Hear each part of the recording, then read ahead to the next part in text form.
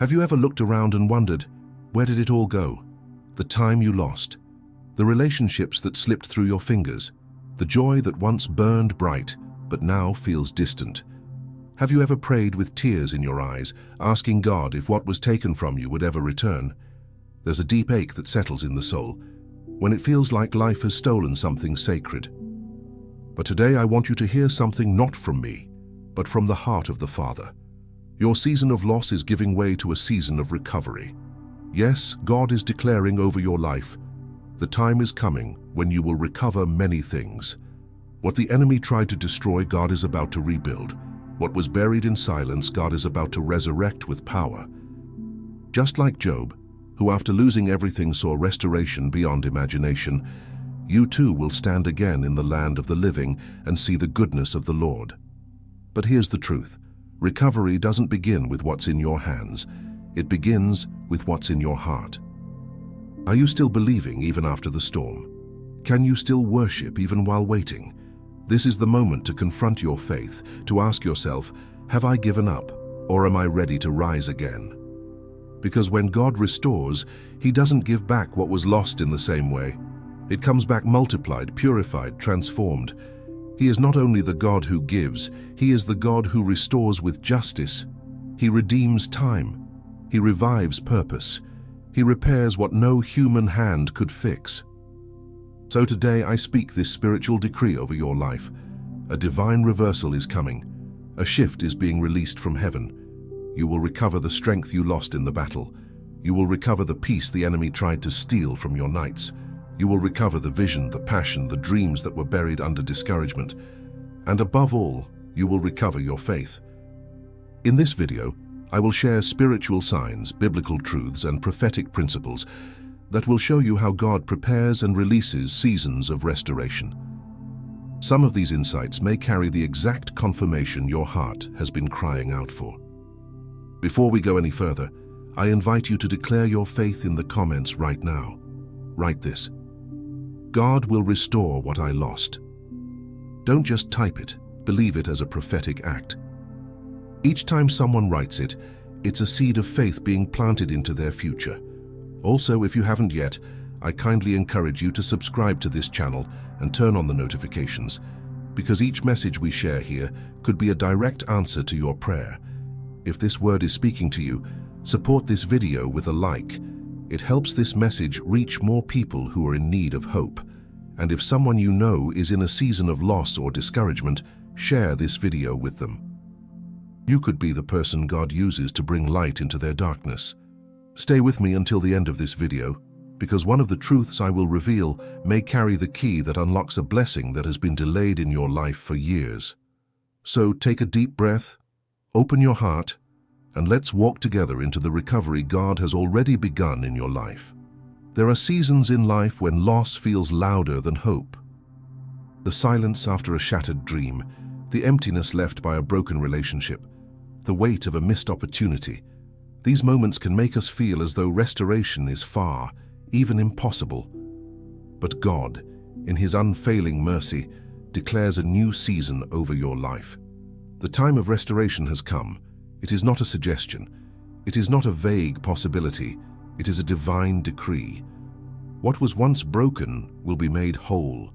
What was lost will be returned. And what seemed dead will breathe again under the touch of the Almighty.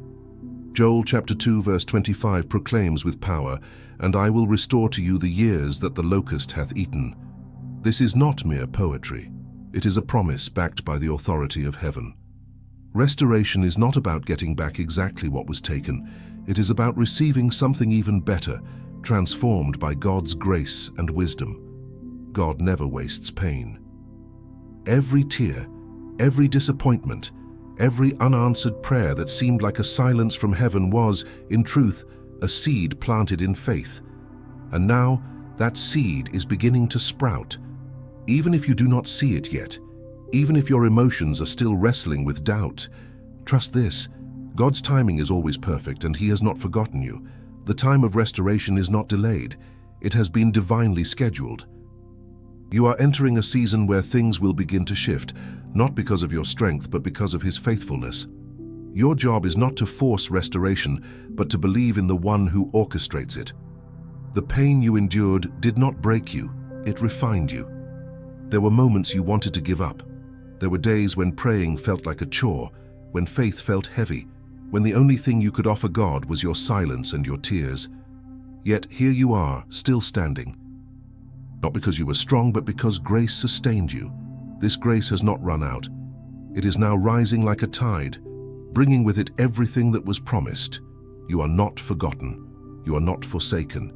Heaven has been working behind the scenes, setting things in motion. And now the curtain is about to rise. The scene is changing.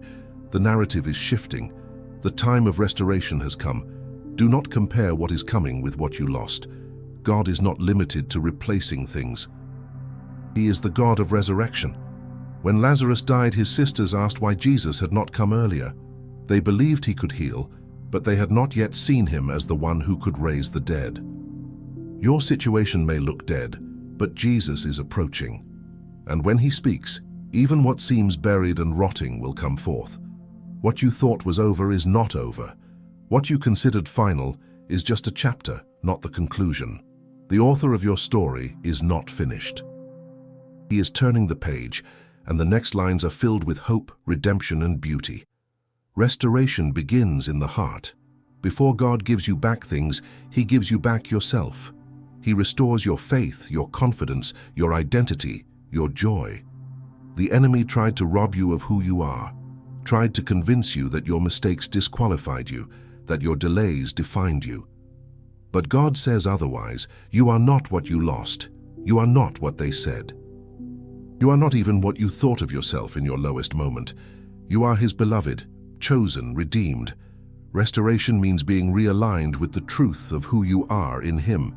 And once that internal restoration begins, the external changes will follow. There are blessings with your name on them, prepared, preserved, and protected for the right time. You may have thought the door closed for good. But what if God closed it to prepare a better one? What if he withheld what you wanted to give you what you needed? Trust his process. The delays were not denials.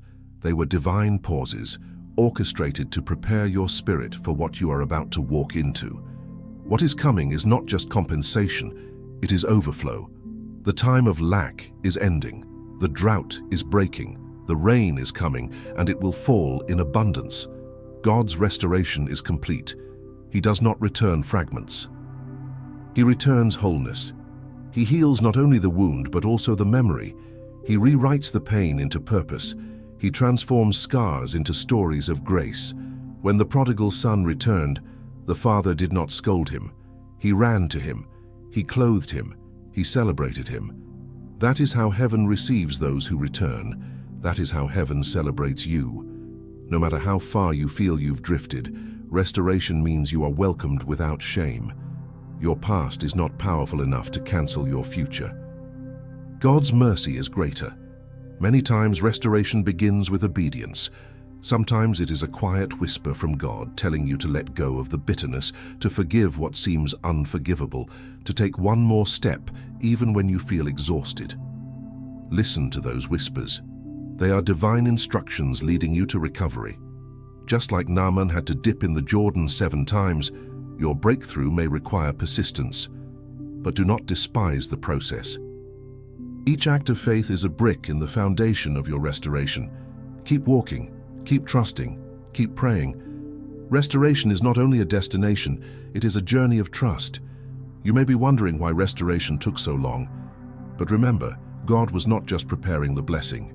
He was preparing you. What good would it be to receive something you were not ready to handle? Maturity sometimes grows best in silence, in waiting, in the hidden place where no one sees your tears but God. That hidden place is where roots are formed, and without roots no fruit can last. Your roots have grown deep, and now it is time to rise. The fruit is coming. The joy is returning. Restoration is no longer just a hope, it is your portion. Restoration often requires us to leave behind the familiar. Abraham had to leave his homeland. Ruth had to leave Moab. Peter had to leave his boat. You cannot step into what God has next while clinging to what used to be. Some relationships, Some habits, some places cannot go with you into your next season. Letting go is not a loss. It is preparation for restoration. When you release the old, your hands are open to receive the new. Trust that what God has ahead is greater than what you left behind. It may hurt now, but healing is on the horizon. There is power in your testimony. What you are about to recover will not be just for your benefit. It will be a testimony to others that God still restores. People who saw you broken will see you blessed. Those who witnessed your fall will witness your rise, not because you fought harder, but because you trusted deeper. Restoration is a public declaration of a private faith. Your comeback will not be quiet. It will resound with the glory of God. He will use your story to lift others who feel like their time has passed. You will become a living reminder that with God, nothing is too far gone. You are not late. You are not behind. You are right on time for what God is doing in your life. While others were rushing ahead, God was keeping you close. He was preserving you from unseen dangers, from counterfeit opportunities, from battles you were not yet ready to face.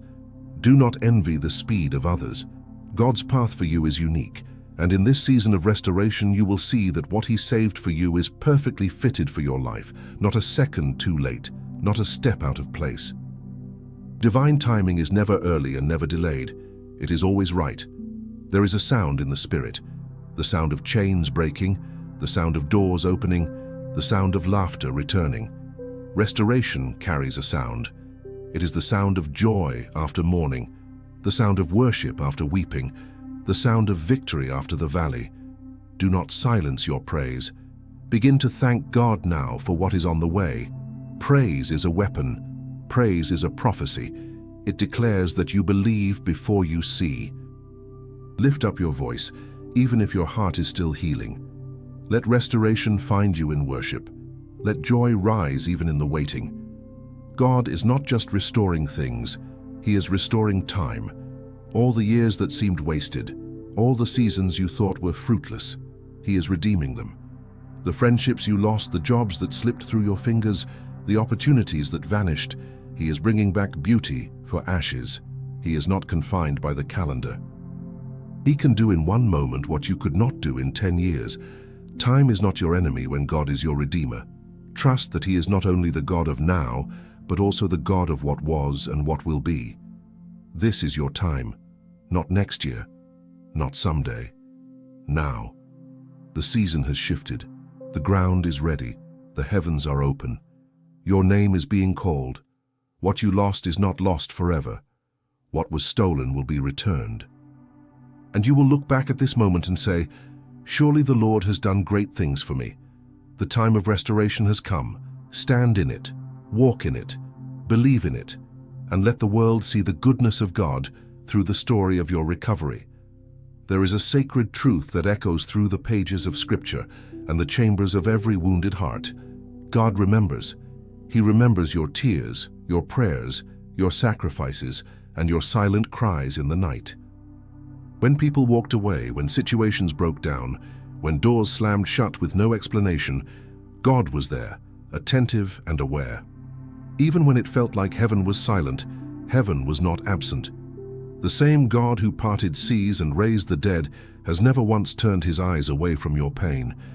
And today He speaks to your spirit with assurance and authority. I have not forgotten what was taken from you. Sometimes loss comes so subtly that we do not notice until we feel its weight. It could be the fading of joy, the drifting of relationships, the slow erosion of confidence. Other times it is swift and brutal, a betrayal, a sudden departure, a closed opportunity. Regardless of the form, every loss leaves a mark.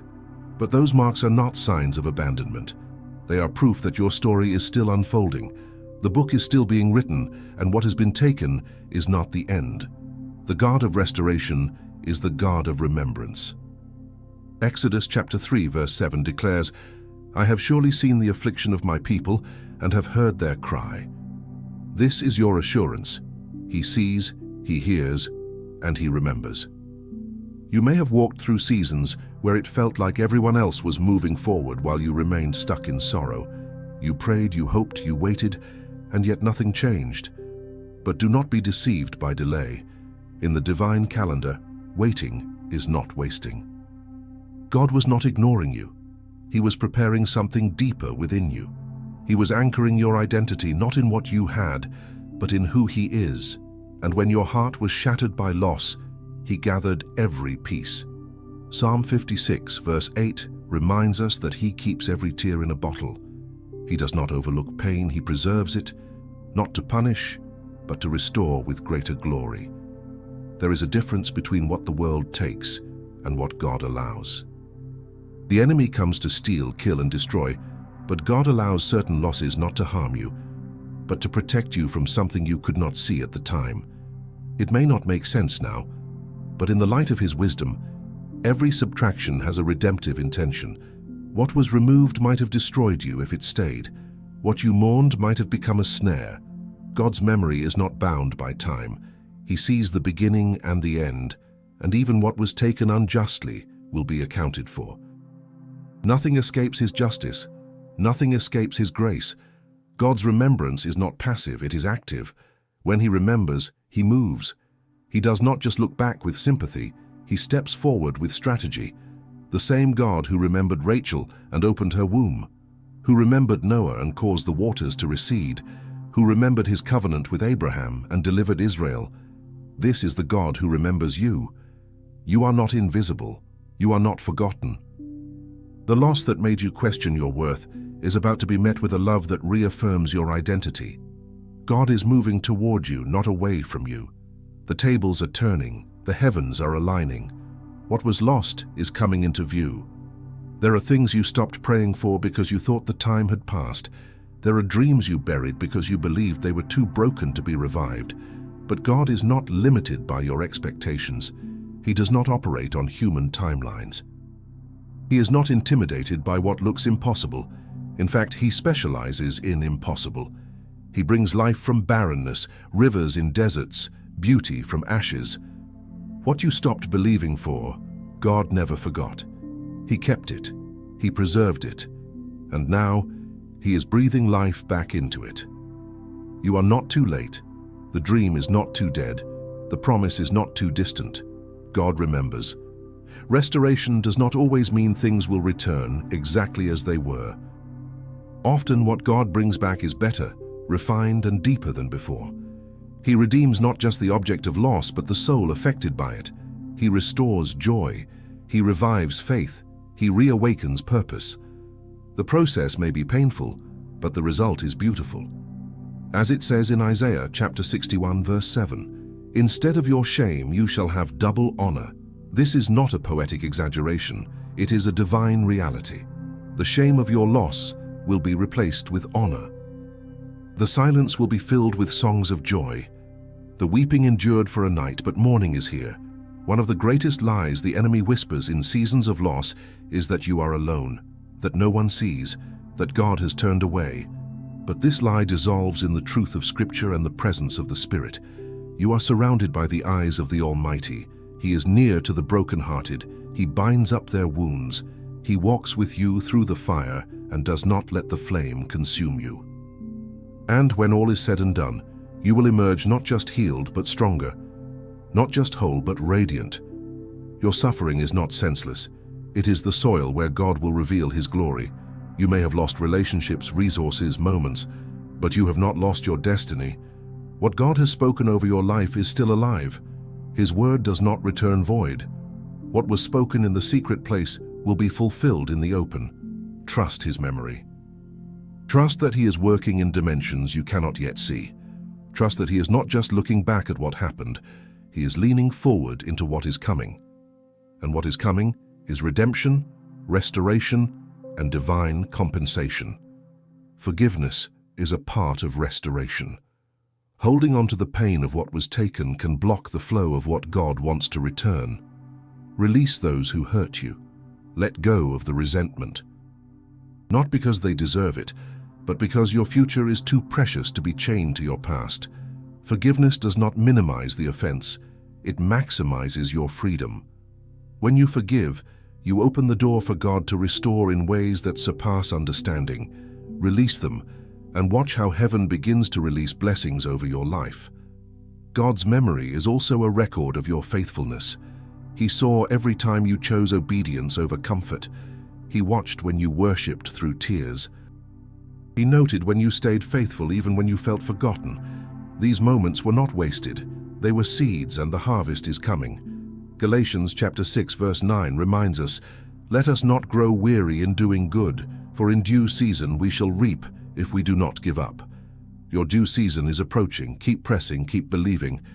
The reaping will match and surpass the sacrifice. Do not be surprised when God begins to bring things back into your life unexpectedly. Doors you thought were shut will open. Opportunities you stopped chasing will chase you. Relationships that seemed irreparable will be renewed. This is the evidence that God has not forgotten. This is the fulfillment of promises you thought were lost. He is the God who remembers. He is the Father who restores, and He is faithful to complete what He began. You are standing on the edge of a turnaround. The pain was real, the loss was deep, but the comeback will be greater. God is not just bringing you back to where you were. He is launching you into something new, something holy, something purposeful. He remembers not just what you lost, but why you lost it, and He is writing a better ending than you imagined. Get ready. The God who remembers is about to reward, and His reward is perfect. There is a profound tension between what God promises and when those promises come to pass. The space between the declaration and the manifestation often feels like a desert, dry, long, and full of questions. You may have received a word from God, a stirring in your spirit, a confirmation through Scripture, a deep conviction that something good was on its way. Yet the days turned into weeks, the weeks into months, and maybe even years, and what you hoped for still has not arrived. This is where many hearts grow faint. But let this truth ring loudly in your soul today. A delayed promise is not a denied promise. God's silence is not His absence. His timing is not a rejection. His delay is not a no. It is a not yet. In the book of Habakkuk, chapter 2, verse 3, it is written, "For the vision is yet for an appointed time, but at the end it shall speak and not lie. Though it tarry, wait for it, because it will surely come, it will not tarry." This scripture teaches us that divine timing is rooted in accuracy, not in urgency. God is not slow. He is strategic. He is not careless with your calling. He is calculating the perfect moment, aligning every detail, every person, and every circumstance. And while you wait, heaven is not idle. Heaven is building, heaven is preparing, heaven is orchestrating what will make sense only in hindsight. There are promises that cannot be fulfilled prematurely without damaging what they were meant to bless. Imagine giving a key to a child to drive a car, not because you do not want to bless them, but because they are not ready to handle the weight of the responsibility. The same is true spiritually. God often delays not because He withholds good things, but because He is growing your capacity to carry what you are praying for. He is strengthening your character, enlarging your faith, deepening your dependence, and refining your motives. When the promise finally arrives, you will not just be ready, you will be rooted. One of the greatest examples of delayed but fulfilled promise is Abraham. God promised him a son, and yet decades passed before Isaac was born. In that waiting, Abraham wavered, Sarah laughed, doubt crept in, and yet God remained faithful. The delay did not cancel the covenant. The length of time did not dilute the strength of the promise. In Romans chapter 4, it is declared that Abraham staggered not at the promise of God through unbelief, but was strong in faith, giving glory to God. This is the posture we are called to maintain in the waiting, not one of despair, but of determined praise, confident that God is faithful to do what He has said. Waiting can feel like wandering. It can blur our vision and cause us to question if we even heard God correctly. But even in the wilderness, God provides. Even in the in-between, He speaks. The Israelites wandered for 40 years, yet their clothes did not wear out, and their feet did not swell. God was with them in the delay. He is with you too. The waiting season is not a wasted season. It is often the most fertile ground for intimacy with God, where you learn to hear His voice more clearly, trust Him more deeply, and love Him not just for what He gives, but for who He is. Delayed promises test the heart. They reveal what we truly value. Are we waiting for the promise, or are we waiting for the promiser? Sometimes God delays so we can realize that He Himself is the greatest gift. The promise is wonderful, but His presence is everything. If your relationship with God depends on how quickly He answers, your faith will always be fragile. But when you learn to rest in Him, regardless of what has or has not yet happened, you develop a faith that cannot be shaken. This is the kind of faith that pleases God. This is the kind of faith that moves mountains. Joseph dreamed of greatness, of influence, of purpose. Yet what followed his dreams were betrayal, slavery, and prison. For 13 years, the promise looked like a lie. But in one day, God moved Joseph from the prison to the palace. Suddenly, everything changed. This is how God often works, not slowly, but suddenly.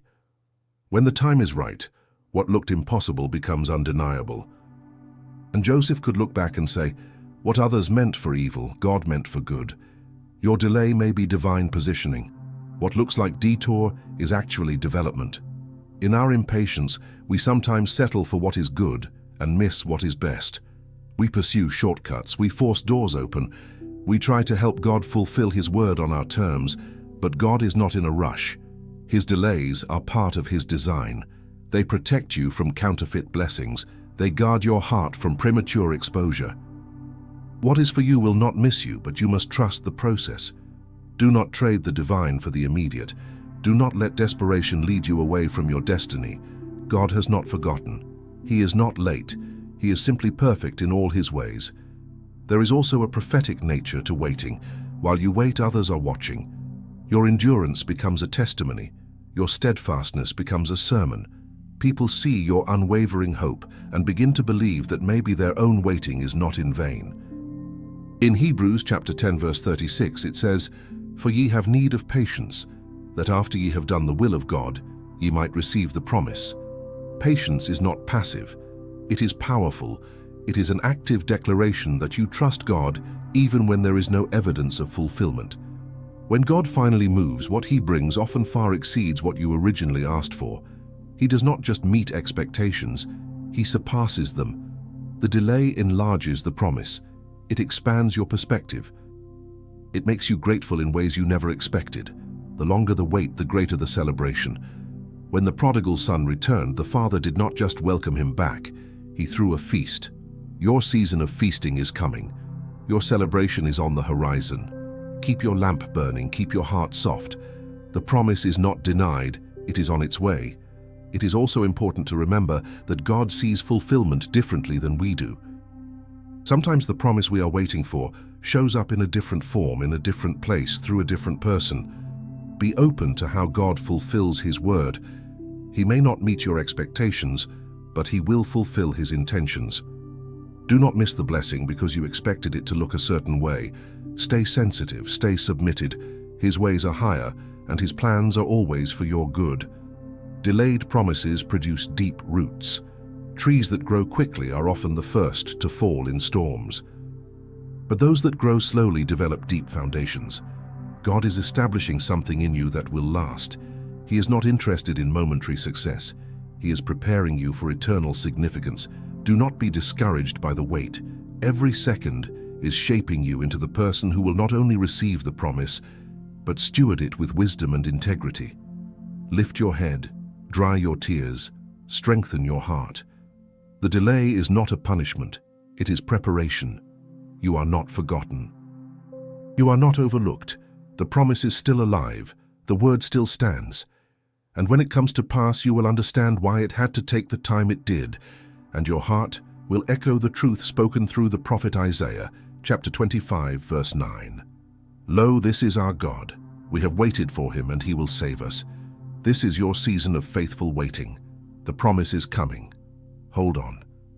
There are seasons in life when perseverance feels like the only thing holding you together. It is not always faith that feels strong or hope that feels clear, but a quiet decision deep in your soul not to give up. Even when nothing made sense, even when your prayers returned in silence, you chose to keep walking. That choice was not wasted. God saw every moment you stood when it would have been easier to fall. He recorded every tear, every silent battle, every whisper of surrender. And now heaven is declaring over your life, there is a harvest reserved for those who persevered. Perseverance is not glamorous. It does not often come with applause or recognition. It is forged in lonely nights, behind closed doors, in the middle of uncertainty.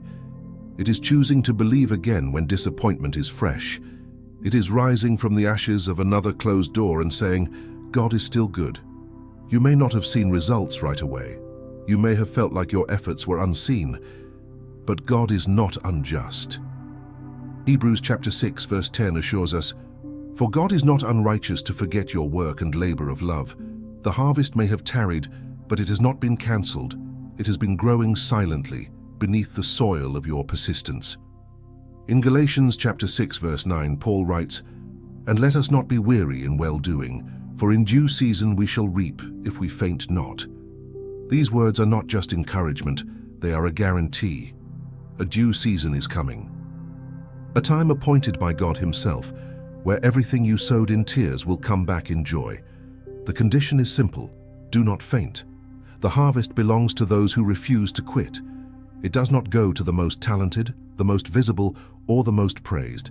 It goes to the faithful, to the ones who chose obedience over comfort, to the ones who worshipped while bleeding, to the ones who stayed rooted when the storm shook everything. You may not feel victorious, but the fact that you have not given up makes you more than a conqueror. The enemy tried to break your mind, your heart, your identity, but you held on. And now, God is turning the page. The season is shifting, the rain is coming. You are about to see the fruit of what you planted in secret. The field that looked barren is about to bloom.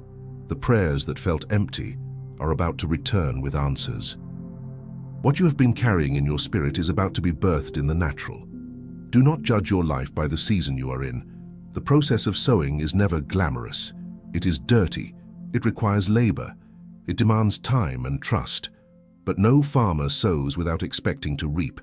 God did not ask you to persevere so you could be left empty-handed. He has a harvest specifically reserved for you, not a general blessing, not a leftover reward, a harvest with your name on it, custom designed. Divinely measured, carefully prepared, every ounce of pain will be matched with double joy. Every loss will be repaid. Every delay will make sense. The God of justice never forgets. Sometimes your perseverance is not even for you. It is for your children, your grandchildren, your community, your future. You are breaking generational chains, tearing down strongholds, building altars of worship where once there was only despair. Your perseverance is shifting atmospheres. What you endured is paving a path for others to walk in freedom. Do not underestimate the power of your endurance. It is prophetic, it is powerful, it is holy. The seeds you sowed are bigger than your lifetime. They are eternal. God rewards perseverance in ways we cannot predict. Sometimes the harvest comes as peace in the storm. Sometimes it arrives as strength when you should be collapsing. Sometimes it shows up in doors you didn't knock on, in favor you didn't earn, in blessings that chase you down unexpectedly. That is the beauty of divine reward. It is never limited to what you imagined. It overflows, pressed down, shaken together, and running over. You do not just survive perseverance, you thrive because of it. The world teaches us to chase speed, but the kingdom of God honors endurance. It is not about how fast you arrive, it is about how faithful you remain.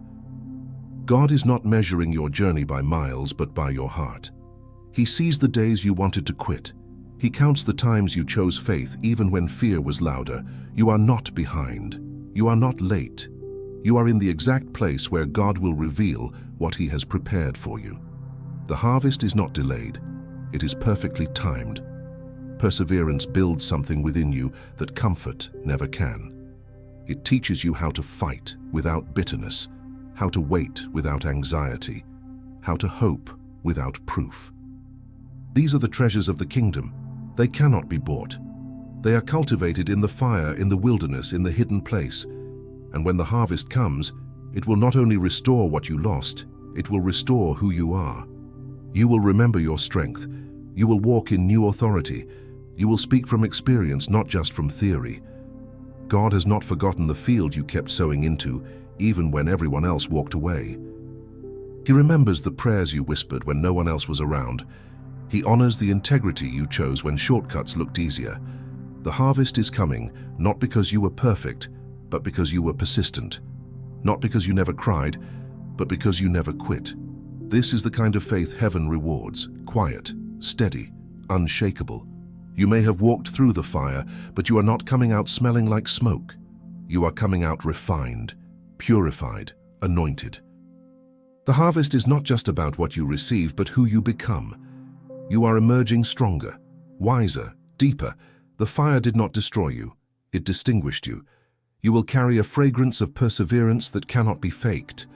People will see your joy and not understand the price you paid, but God knows, and He is the one repaying. There are doors opening right now because of the seeds you sowed years ago. Prayers you forgot you prayed are bearing fruit. Conversations you thought were insignificant are returning as divine connections. What you thought was wasted effort is about to become your testimony. This is the season where the faithful will be favored, where the hidden will be honored, where the persistent will be promoted. Not by man, but by the hand of God Himself. The harvest will not just bless you, it will overflow to those around you. Your perseverance will become a river of blessing to your family, your church, your community. What you fought through will make you a safe place for others. Your story will inspire. Your scars will speak. You will become living proof that God is faithful to those who do not give up. You will be evidence that perseverance produces a harvest of righteousness and glory. Stay the course. Do not look back. Do not measure by what you see. The ground is shifting. The atmosphere is changing. Heaven has marked your perseverance, and now the earth will yield its increase. The drought is ending. The clouds are forming. The rain is coming. Your harvest is not just near, it is here. Embrace it with faith. Receive it with joy. This is your reward. This is your season. This is your harvest. There is something powerful and undeniable about the image of the hand of the Lord being stretched out. It is not a passive gesture.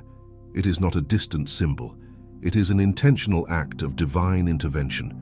When God stretches out His hand, things shift, chains break, darkness flees, order is restored. Hope rises, and today over your life this truth stands unshaken. The hand of the Lord is stretched out to restore, not to judge, not to punish, but to heal, to rebuild, to bring back everything the enemy tried to destroy. Isaiah chapter 59 verse 1 declares, "Behold, the Lord's hand is not shortened that it cannot save, neither His ear heavy that it cannot hear. What was lost is not too far gone. What was broken is not beyond repair. The hand of God is reaching toward you now." When God restores, He does not merely replace, He renews, He revives, He rebuilds with excellence, purpose, and beauty. The human tendency is to try to glue the pieces of what once was. But the hand of God does not use glue, He uses glory. He takes the ruins and makes them radiant. He takes the ashes and makes them into art. He does not consult your past to determine your future. His restoration is not a return to what used to be. It is the unveiling of what should have been all along. And the hand that stretched out the heavens is the same hand extended toward you. In the book of Exodus, the hand of the Lord brought Israel out of Egypt with signs and wonders. It broke the grip of Pharaoh, parted the sea, and led them by fire and cloud. That same hand has not lost its strength. It still delivers, it still defends, it still provides. When you feel surrounded by impossibilities, remember whose hand is over your life. When the enemy whispers that it is too late, remember that the Creator of time is still in control. His hand is not limited by age, location, or circumstance. His power has no expiration date. There is a tenderness to God's hand. It not only moves mountains, it also lifts the brokenhearted. It wipes away tears. It binds wounds. Psalm 145 verse 16 says, "Thou openest thine hand, and satisfiest the desire of every living thing. This is the heart of your Father." His hand is open, not closed, generous, not reluctant, ready to restore, not withhold. Restoration is not just possible, it is promised, and that promise is backed by the unshakable character of God. Some may ask, Why would God stretch out his hand to me after everything I've done or failed to do? The answer lies not in your record, but in his nature. He is faithful when you are faithless. He is consistent when you are wavering. He is holy, yet merciful. The outstretched hand of God is not earned. It is extended because of grace. You are not restored because you deserve it. You are restored because he delights in doing it. Micah chapter 7 verse 18 says, "Who is a God like unto thee, that pardoneth iniquity, because he delighteth in mercy?" Let that truth soak into your soul. He delights in restoring you. There is a moment in the Gospels when Jesus reaches out his hand and touches a leper. This was not only a physical act of healing, it was a statement of divine restoration. The man who had been rejected, isolated, and declared unclean was touched by the holy hand of God. And with that touch, everything changed. His skin was healed, yes, but more than that, his dignity was restored. His place in society, his identity. This is the kind of restoration the hand of the Lord brings. It is holistic. It reaches every part of your life, body, soul, and spirit. Some restorations require divine strength because the damage is deep. There are wounds that no therapy, no conversation, no self-help strategy can fully heal. Only the hand of the Lord can touch those broken places. Only his presence can reach the inner rooms of your heart, where pain has taken root. You may have learned to live with the limp, to hide the scars, to smile through the ache, but God sees, and his hand is not only stretched out toward you, it is coming with healing in its wings. In moments of weariness, when your strength has run dry, the hand of God becomes your support. He does not wait for you to climb up to him. He comes down to where you are. He lifts the head that hangs low. He stabilizes your trembling knees. Like he did with Peter on the water, when fear overtook faith, Jesus stretched out his hand and caught him. He did not let him drown in doubt. He will not let you drown either. His hand is faster than your fall. Restoration is often a process, not a single event. And the hand of God is present through every phase of that journey. From the initial breaking to the moment of rebuilding, he is there. Some days he carries you. Some days he pushes you forward gently. Other days he simply holds your hand so you know you are not alone. He is not in a hurry. He is not frustrated with your pace. He is committed to the process, and the hand that began this good work in you will bring it to completion. There is also power in recognizing when God's hand is at work. Sometimes we only see restoration in hindsight. We notice the doors he closed, the people he removed, the things he withheld, and only later do we realize he was protecting us. He was redirecting us. He was stretching out his hand, not in punishment, but in preservation. He sees what you cannot. He knows what you do not, and his hand will never lead you where his grace cannot keep you. The outstretched hand of God is also a call to surrender.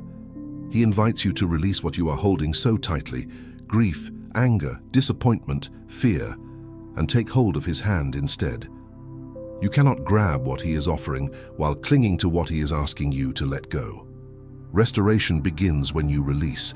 Let go of the timeline. Let go of the narrative you built around your pain. Let go of the shame that has followed you like a shadow. Open your hands so he can fill them.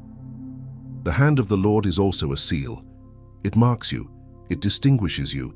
It declares ownership and covering. When God places his hand upon your life, it becomes evident to others. Doors open, battles shift, favor follows. This is not about pride, it is about purpose. You were created to carry his presence. You were marked for more. And restoration is not just about returning to normal, it is about stepping into the fullness of who you were always meant to be. There is a sound of restoration in the Spirit, a divine announcement that what was lost is being returned, what was broken is being rebuilt, and what was delayed is now being delivered. And behind that sound is the hand of the Lord, moving with authority and precision. You do not have to fight this battle alone. You do not have to rebuild with your bare hands. The hand that formed the universe is now working on your behalf. Trust it. Rest in it. Follow it. As you walk forward, remember this.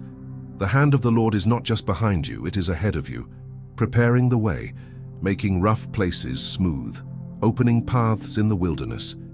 He is your shepherd and your guide. He is not only restoring your past, he is securing your future. What lies ahead is not just survival, it is abundance, it is peace, it is joy overflowing, and the hand of the Lord will lead you every step of the way. Lift your eyes, take a deep breath.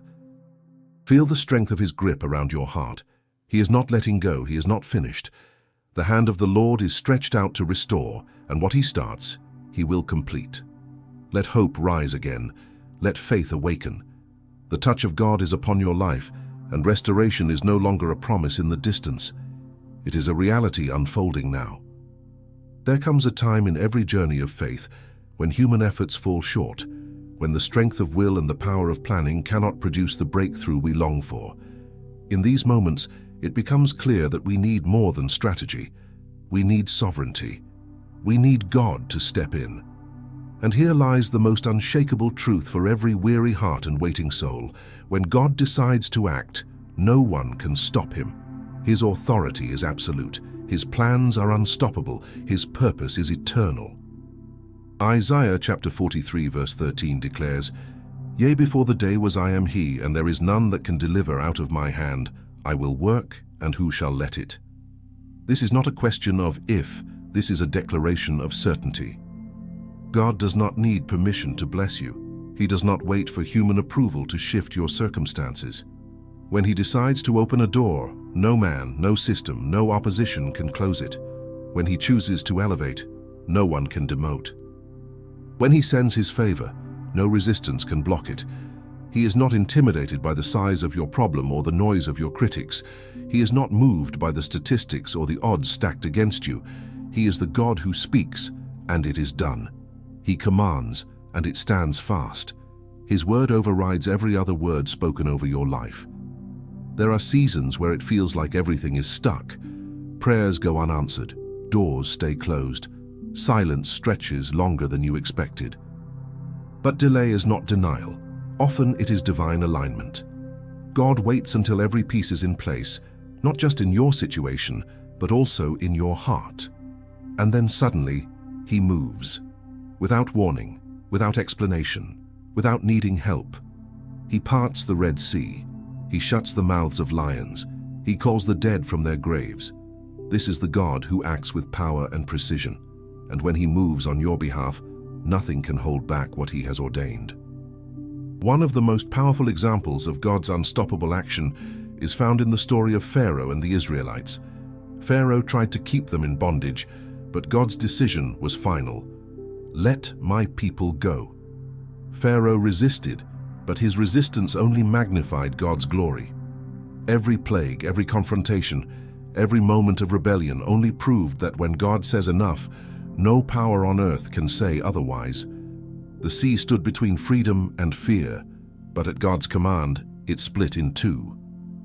That same authority is at work in your life. What looks immovable is no match for the word of the Lord. When God decides to bless you, he does so in the presence of those who doubted you. He does not remove the opposition to validate you. He blesses you in front of them to demonstrate his sovereignty. Psalm 23 verse 5 declares, "Thou preparest a table before me in the presence of mine enemies."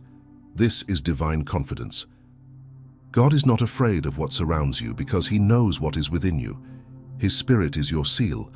His name is your banner. His will is your covering. And once he acts, no one can reverse it. The promises of God are not subject to the approval of people.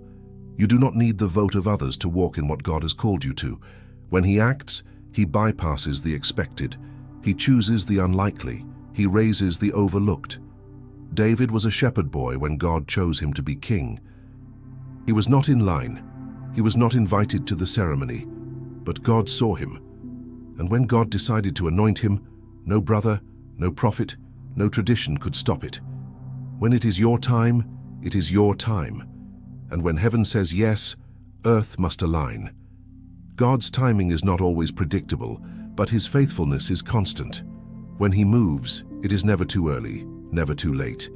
He arrives precisely when his glory will be maximized and your heart will be most prepared. Do not mistake the silence of God for inactivity. Do not interpret the stillness of the moment as abandonment. He is setting the stage. He is preparing a move that will leave no room for doubt that it was him. And when he acts, there will be no confusion. It will be unmistakable, undeniable, and unforgettable. Even your enemies serve a purpose when God decides to act. He uses opposition as fuel for his glory. He allows resistance not to destroy you, but to define the magnitude of the miracle. The bigger the barrier, the greater the breakthrough. The louder the storm, the clearer the calm that follows. Every Goliath is an opportunity for God to show that he does not need size or strength to win a battle. He only needs one willing vessel and his divine backing. There are blessings that have been delayed, not denied. God has been holding them, preserving them, protecting them for the right moment. And that moment is coming. What once seemed unreachable is about to be released. The doors that would not open are about to swing wide. The favor that was withheld is about to overflow, not because of your effort, but because God has decided to act. His hand is moving, his voice is speaking, and no force in hell or on earth can stop it. When God acts, he restores everything that was lost and adds more. He does not just bring you back to where you were, he takes you further. He does not just return what was stolen, he adds interest. Job lost everything, but when God stepped in, he received double. Naomi left full, returned empty, but through Ruth, God filled her life again. The woman with the issue of blood was ignored by people, but one touch from Jesus changed everything. These are not just stories, they are reminders that God's action rewrites history. Let your heart be strengthened. Let your faith arise. The God you serve is not indifferent. He is not passive. He is not distant. He is active, involved, intentional. He is not waiting to punish. He is waiting to perform his word. And when the fullness of time arrives, nothing can stop him. Not your past, not your weakness, not your mistakes. His mercy overrules them all. He acts not because of who you are, but because of who he is. You may feel surrounded, but you are not stuck. God's power is not limited by your perspective. He sees what you cannot. He knows what you do not. He is working in places you have never been, speaking to people you have never met, shifting things on your behalf, even now. The answer may not have arrived yet, but the command has already been issued. And when God speaks, his word runs swiftly. It will not return empty. It will accomplish its purpose. You are on the brink of divine activity.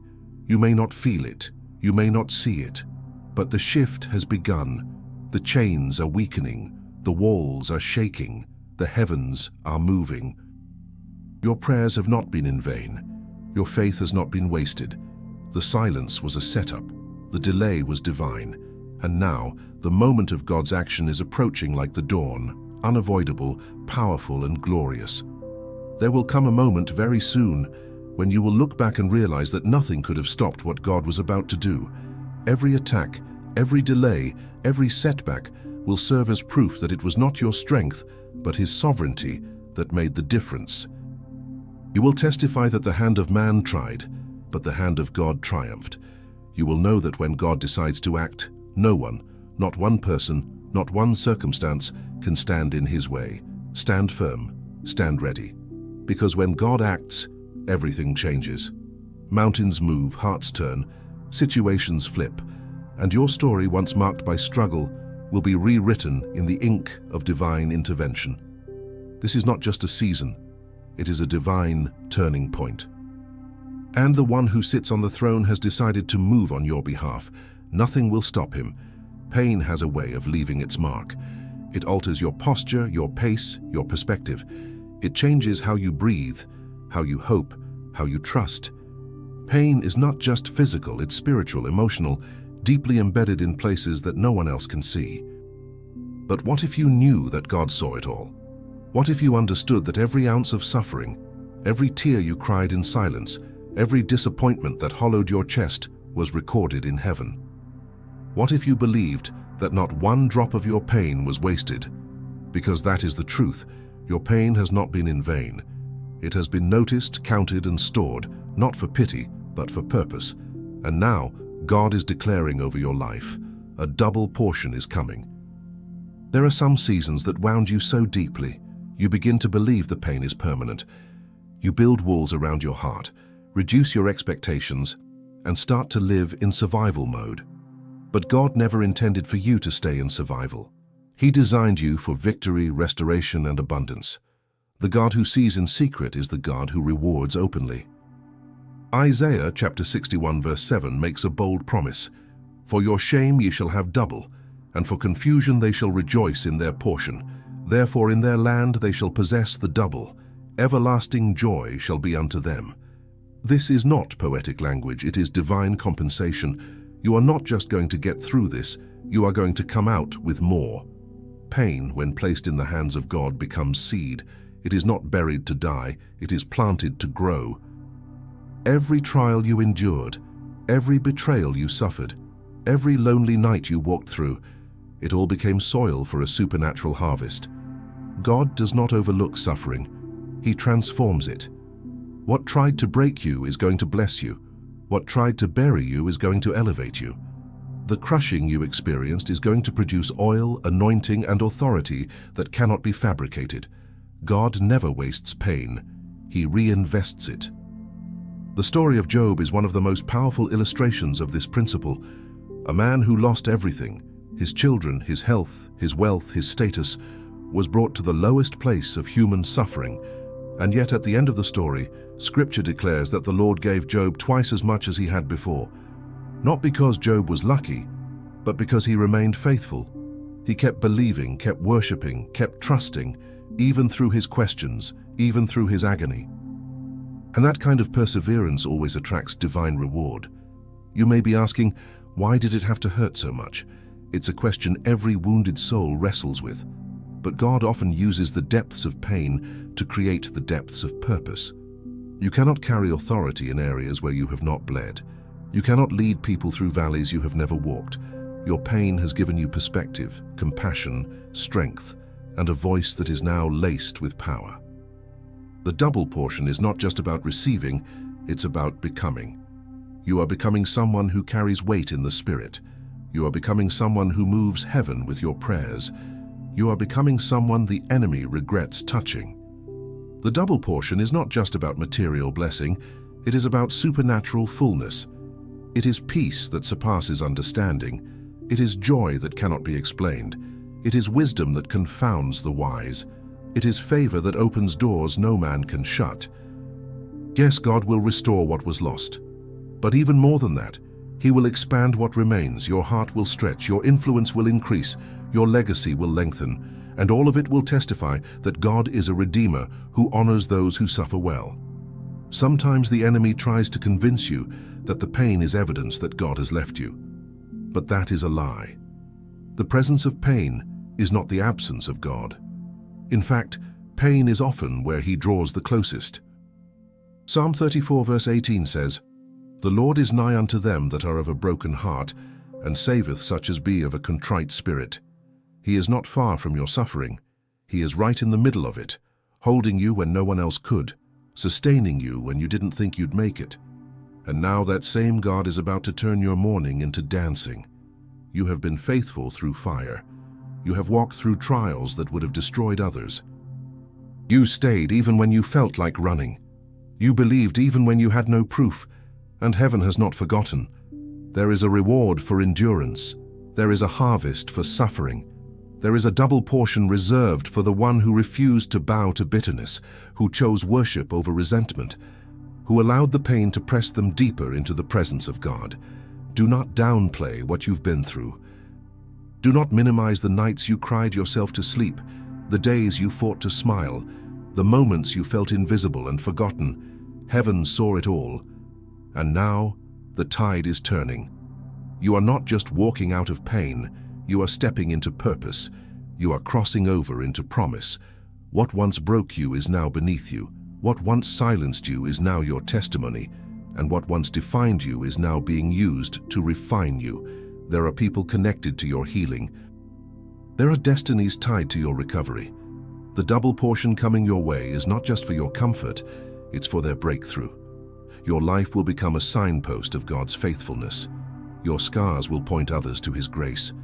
Your survival will give others permission to believe again. This is bigger than you. Your story will be multiplied into others' victories.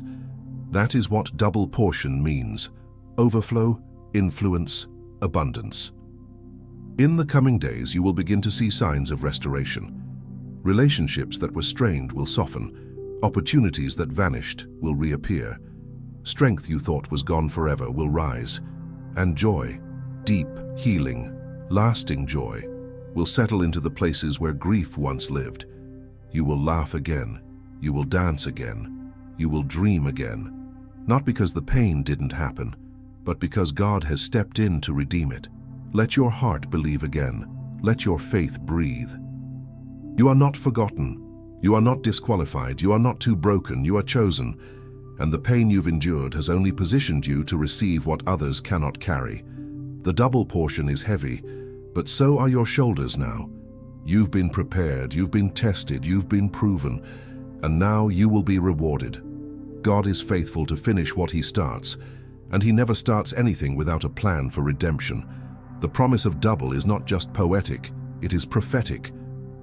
It is the voice of heaven breaking into your reality and declaring that the season of loss is over. The season of restoration is here. Take hold of it, believe it, walk in it. Your pain is about to be exchanged for promise, your tears for triumph, your weakness for strength, and your past for purpose. The oil of joy is coming for your mourning. The garment of praise is coming for your heaviness. Beauty is coming for your ashes. And the double portion is not a dream. It is your destiny. It is the portion reserved for those who persevered, who trusted, who refused to let go of God. Your wait has not been in vain. Your worship has not gone unheard. Your pain has not been wasted. The double portion is coming. If you've made it to the end of this message, it means you are a dedicated person, committed to spiritual growth and drawing closer to God. The fact that you've come this far shows your determination to learn, grow, and apply these teachings in your life. Keep seeking wisdom and working to strengthen your faith and your connection with the Lord. Remember, drawing near to God is a continuous journey, full of discoveries, eternal and rewarding blessings. These messages help people of all ages get closer to God by awakening forgotten truths and deepening their understanding of His Word. Comment, "I'm closer to God," in the comment section so we know you've made it this far and are walking this path of faith with us.